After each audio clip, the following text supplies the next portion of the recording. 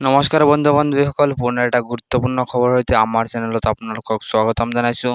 বন্ধু বান্ধৱীসকল, যিসকলে আছাম ডাইৰেক্ট ৰিক্ৰুইটমেণ্টৰ যি 26,000 গ্ৰেড 3 আৰু গ্ৰেড 4ৰ কাৰণে এপ্লাই কৰিছিলে, ইয়াত কিন্তু লাখ লাখ নিবনুৱাই এপ্লাই কৰিছিলে, কিন্তু তাৰে ভিতৰত 26,000হে নিযুক্তি পাইছে। আৰু যিসকলে ফেইল কৰিছে সেইসকলক কিন্তু আবেদন মাচুল ঘূৰাই দিয়া হ'ব। কেনেকৈ ঘূৰাই দিয়া হ'ব সকলো কিন্তু ডিটেইলছত কৈ দিছে মুখ্যমন্ত্ৰীয়ে।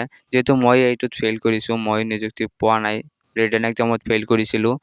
চ' কেনেকৈ আপোনালোকে পইচাটো ঘূৰাই পাব, একো কৰিব নালাগে, কেনেকৈ ঘূৰাই পাব আপোনালোকে মুখ্যমন্ত্ৰীয়ে কৈছে, আপোনালোকে ক্লিপটো চাই লওক। গতিকে যোনে পইচা ঘূৰাই দিছে চবেই পইচা পাব। খালি এটা বস্তু আপোনালোকে চাব যে কেণ্ডিডেটখিনিয়ে পইচাটো নাপাব, কাৰণ সকলোৱে পইচাটো দিছে CSCৰ পৰা।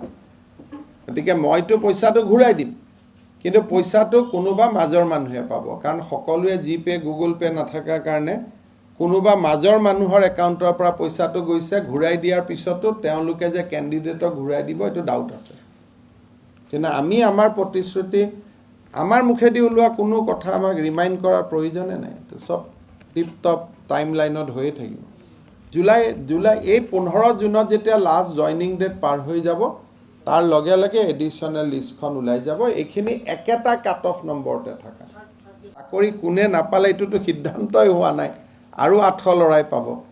গতিকে যোনে পইচা ঘূৰাই দিছে চবেই পইচা পাব। খালি এটা বস্তু আপোনালোকে চাব যে কেণ্ডিডেটখিনিয়ে পইচাটো নাপাব, কাৰণ সকলোৱে পইচাটো দিছে CSCৰ পৰা। চ' আপোনালোকে শুনিলেই যে মুখ্যমন্ত্ৰীয়ে কৈছে যে টকাটো ঘূৰাই দিয়া হ'ব, কিন্তু যিসকলে কম্পিউটাৰ দোকানত গৈ বা বেলেগ কাৰোবাৰ পৰা পে'মেণ্টটো কৰিছিলে সেইসকলে কিন্তু টকাটো নিজৰ একাউণ্টত নাপায়।